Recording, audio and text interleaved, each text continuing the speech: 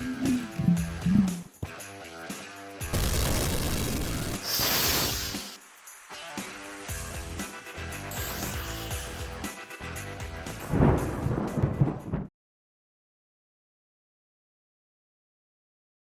this video, we're going to make calcium chloride, but we're going to go through a number of reactions to get there, starting with calcium oxide. Some info real quick. It's thought it was made as early as the 15th century, but not official until Sir Humphrey Davy, guy comes up a lot, synthesized calcium chloride in 1808. It has a lot of uses. It's been used in de-icing, bottled water for taste, and also for electrolytes. It's in concrete to hold on to water to make sure that it cures properly, and primarily in chemistry as a desiccant or a drying agent, which is really important when you're making things, especially like chloroform. As I mentioned, I'm going to be going through multiple steps to perform this experiment, starting with calcium oxide. We're going to convert that to calcium hydroxide. We're then going to convert that to calcium carbonate, and then we're going to convert that to calcium chloride. And I'm doing that to see how successfully this can be done, especially because to go from calcium hydroxide to calcium carbonate, I plan on using dry ice as a source of carbon dioxide, and to learn about chemistry. You'll notice this blue arrow, and why that's there is because you could actually add hydrochloric acid to calcium hydroxide and get your calcium chloride. But that would skip this step, using dry ice for carbon dioxide, and I want to include that to go through this whole thing. Our materials: calcium oxide, water, source of carbon dioxide, dry ice, and hydrochloric acid.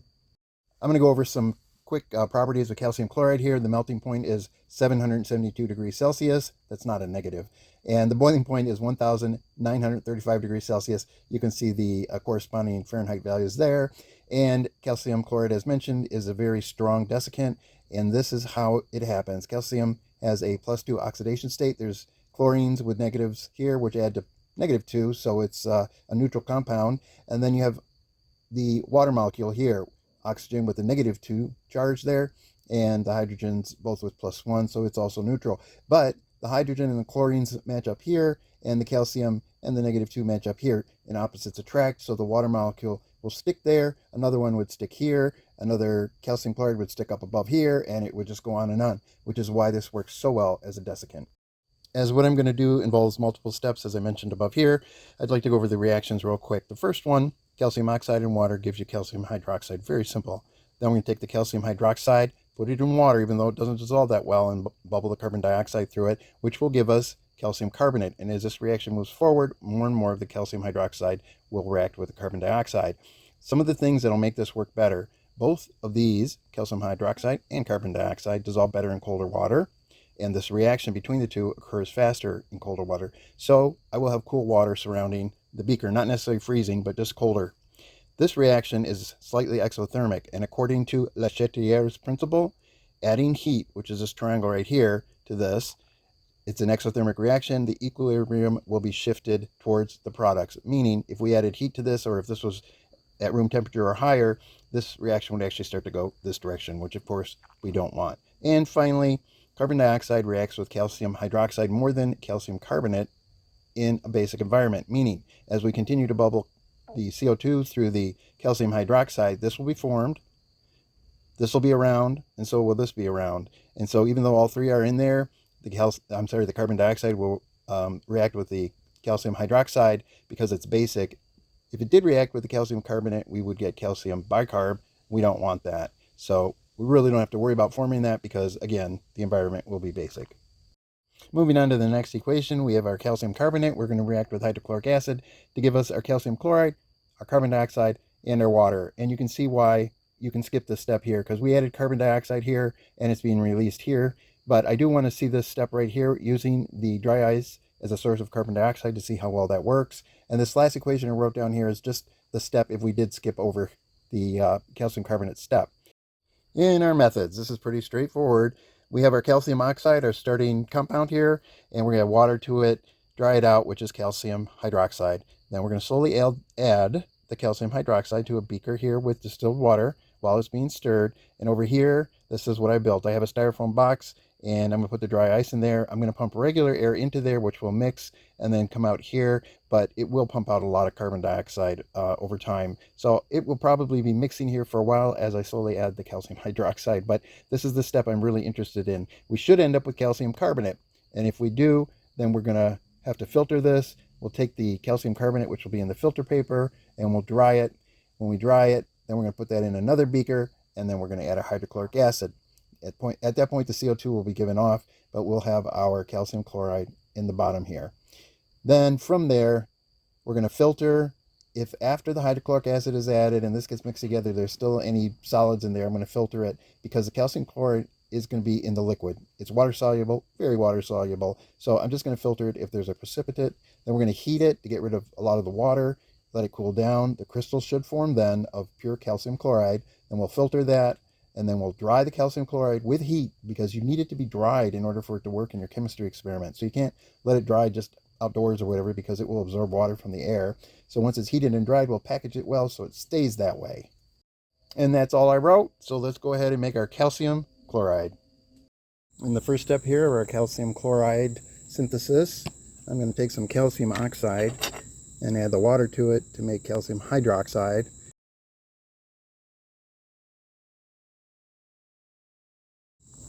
Next step, pretty straightforward. This is distilled water, of course, and I'm just going to add a bunch here.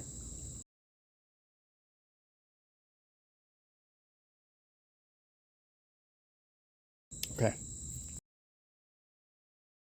It's been sitting for 6 minutes, and just check this out. Well, that just happened.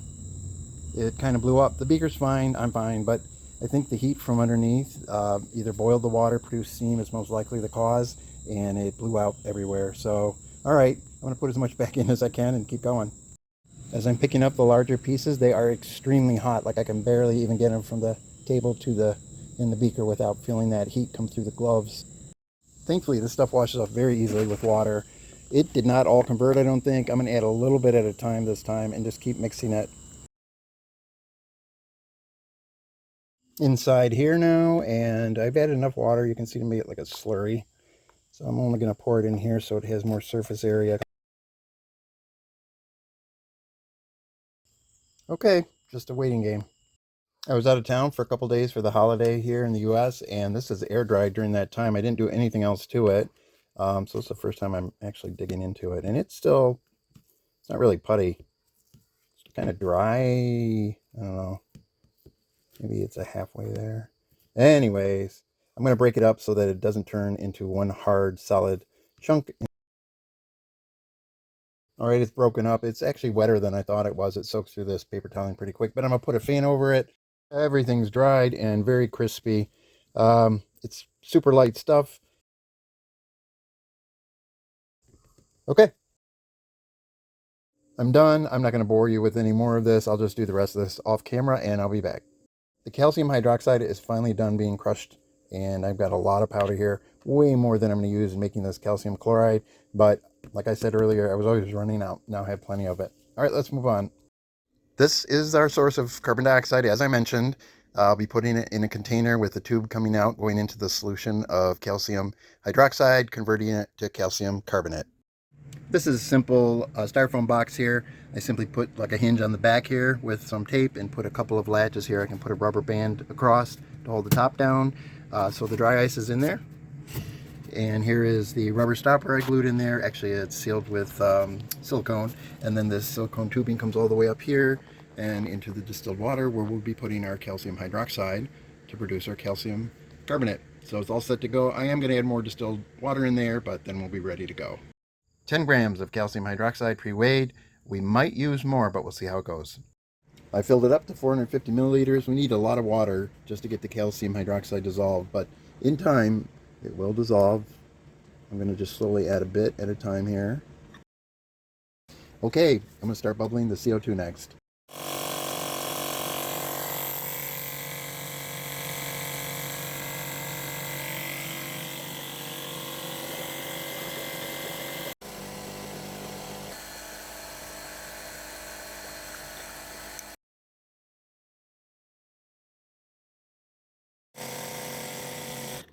I added 3 more grams of calcium hydroxide, so there's a total of 13 grams in there. And the carbon dioxide pumps has been running for around 3 hours. So I think it's time to finish this. I'm going to turn down the magnetic stir here. I'm fairly confident that all of the calcium hydroxide has been converted to calcium carbonate. Well, after 3 hours, let's check out how much is in here. Oh, wow. Wow, I'm really surprised. Well, I'm guessing about half the block sublimed into carbon dioxide, which is more than enough for the 13 grams of the calcium hydroxide we used. The calcium carbonate has settled at the bottom of this mostly, but there is a little bit mixed throughout, so I'm going to have to filter the whole thing rather than just decant the liquid on the top. So I'm going to start doing that. This is almost done dripping through. It looks, there's a little bit of water left, but what's noticeable down here is how cloudy this got. So I'm going to have to refilter this, and then I'll just combine it with this and dry the whole bunch. Starting to refilter this. What I did was double the filter paper, and hopefully this works. If it doesn't, I don't have any finer filter paper, so it will just be what it is. But I'm going to do this whole thing, and I'll just be back when I'm completely done with it. Just pouring in the last bit here, and you can see it's clear on the bottom here, so it worked. The question is, did I actually get any usable calcium carbonate out of that cloudy solution there? So we'll find out here in a minute. I have these two filter papers drying here. So obviously this is where most of the calcium carbonate ended up here. And to be perfectly honest, I don't see anything on this one. So I'm sure there is some. It's just embedded in the filter paper and it's probably not retrievable. So I had to try. One quick thing that happened, as you saw, the carbon dioxide bubbled through very aggressively at times, and some of that solution that was in the beaker, which was mostly calcium carbonate, went over the edge into this, which was holding water at the time and some ice cubes to keep it cool. So I scraped it together, and I'm going to add it to this right here because it actually belongs on this side right here. I know it's kind of a crude way to do it, but so that's all the stuff that had bubbled out of the beaker. Just to confirm, this is like 99% dry now, and there is absolutely nothing on here that could be construed as a particle of calcium carbonate. I transferred the calcium carbonate to this coffee filter because it has a real habit of sticking to this more fibrous filters I had it on. So I'm just trying to chop it up into smaller chunks here, and I'm just going to let this air dry. Here's our completely dried. It basically then breaks down into a powder super easy, so we're just going to weigh it now. While I'm weighing this, I'm going to just mention that if we converted all 13 grams of the calcium hydroxide to calcium carbonate, we should have around 17.5 grams of calcium carbonate here. I don't think everything was converted, but I really believe a lot of it was converted. Oh my gosh. 17.18 grams. You know, considering I lost a tiny bit when I can change it from filter paper to filter paper, I got to believe all of it was converted. After all, there was carbon dioxide bubbling aggressively through that for 3 hours. So yeah, this is a great yield. Very happy with it. I'm going to test the calcium carbonate here just to make sure that's what we have. I believe we do, but let's just take a small amount, put it in a test tube here, and we'll check it by adding some very mild acetic acid, which should release carbon dioxide in bubbles.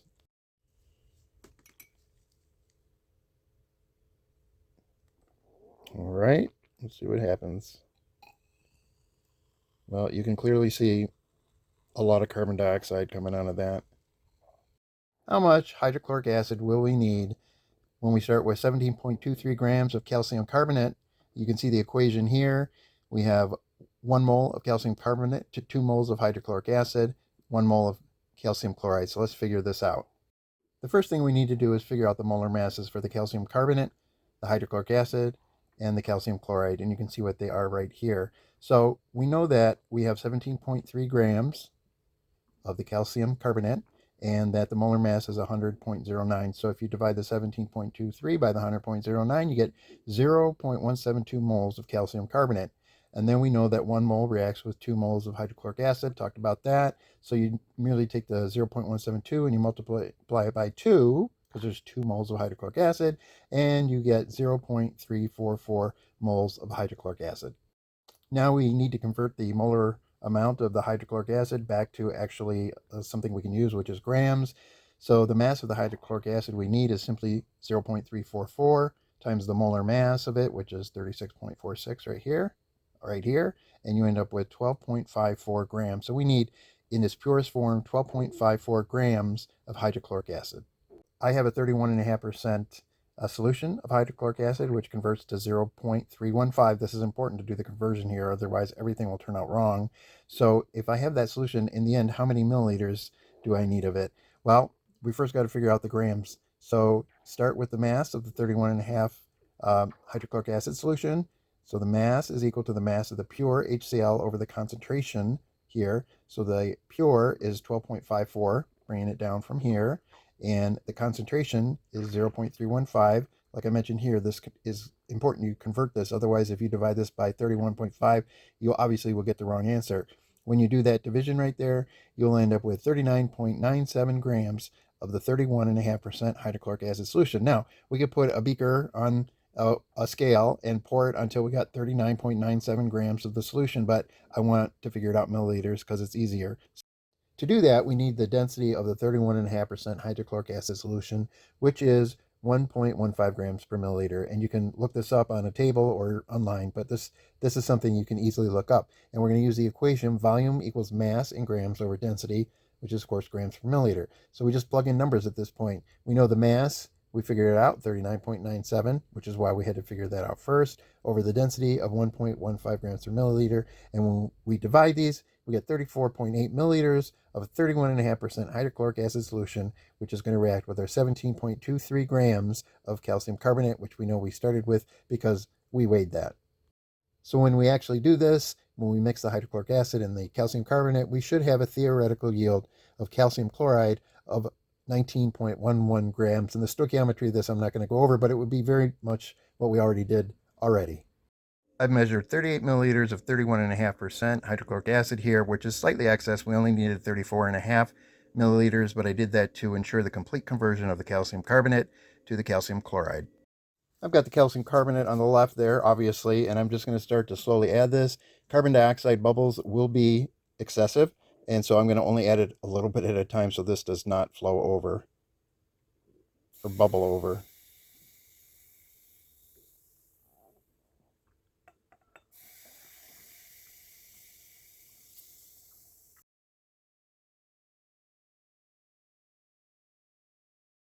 All the hydrochloric acid has been added and the carbon dioxide has disappeared. So we should have in here our calcium chloride. Now, I don't know what it looks like in solution, but I can tell you this lime green color is very interesting.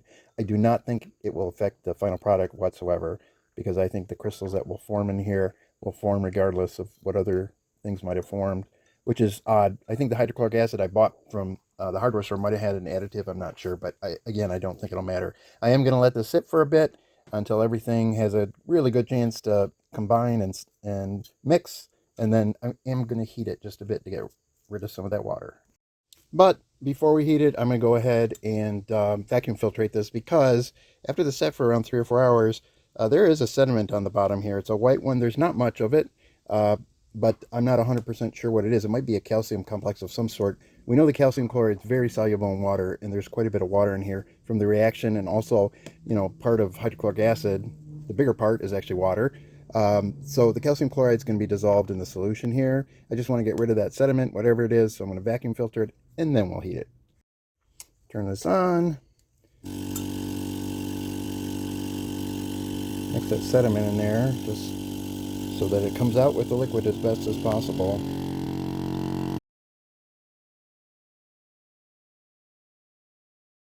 Just going to add some regular distilled water. Doesn't matter because, again, calcium chloride is in the water.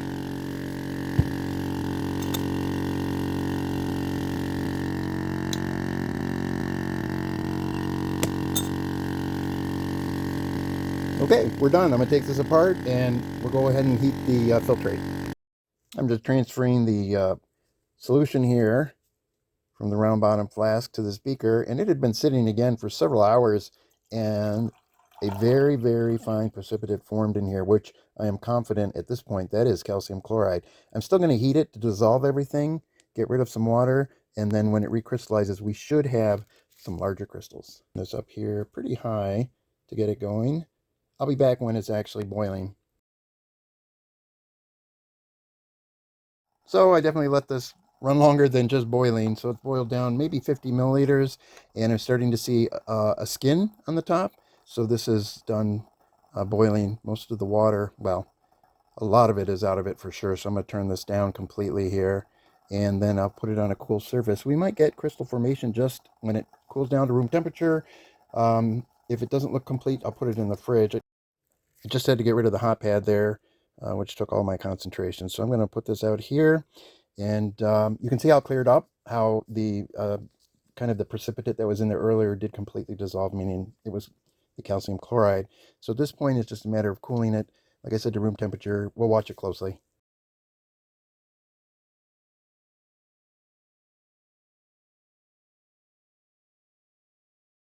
This has almost come down to room temperature, meaning 70 degrees. And you can see there's definitely a precipitate forming, mostly on the bottom here, but the crystals are quite small.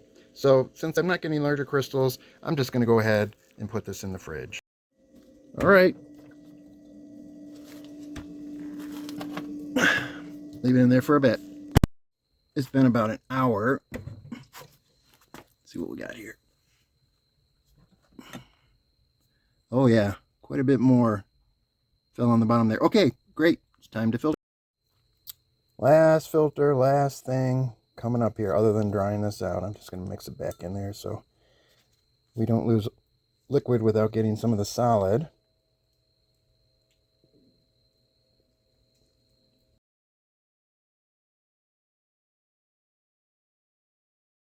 So the dripping has slowed down an awful lot here. You probably noticed a couple things during that time lapse, and one was I was using a clear liquid to clean this out here. That was acetone. I will also be using acetone to wash our calcium chloride inside of the funnel right here.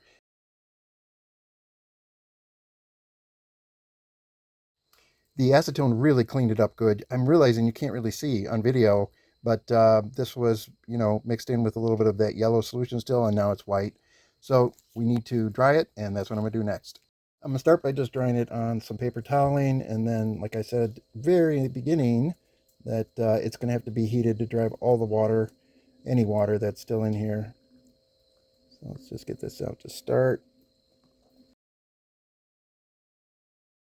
I moved on to some fresh filter paper here, and I'm going to turn on this light bulb heater to dry it like I was mentioning earlier to get all the water out of it. All right, it's been about an hour and a half, and this stuff is crunchy when I used a metal spoon against it, so I'm pretty confident here that this is really, really dry calcium chloride. So I'm going to package this as quickly as I can. I forgot to weigh it. From earlier, you probably remember I said around 19 grams, and I don't think we're going to quite get there, to be honest, but let's see where we're at.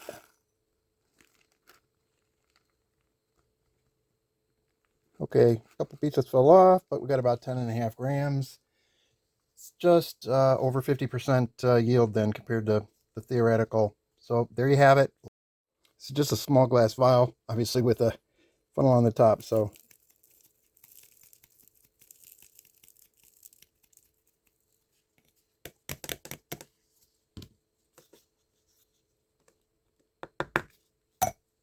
filled it up. These little vials have this cap, which is supposed to keep it waterproof, or moisture proof, I should say, on the inside. So that's good. Look at that. It filled it up real nice like. All right, we started with calcium oxide, and here's our calcium chloride. Now we're done.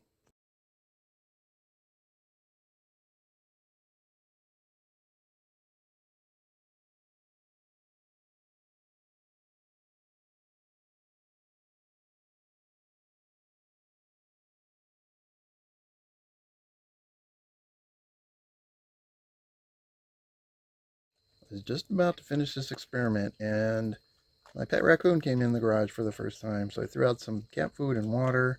This little guy grew up in a cage, found him on a road, and I had the door open today, and he just decided to walk in.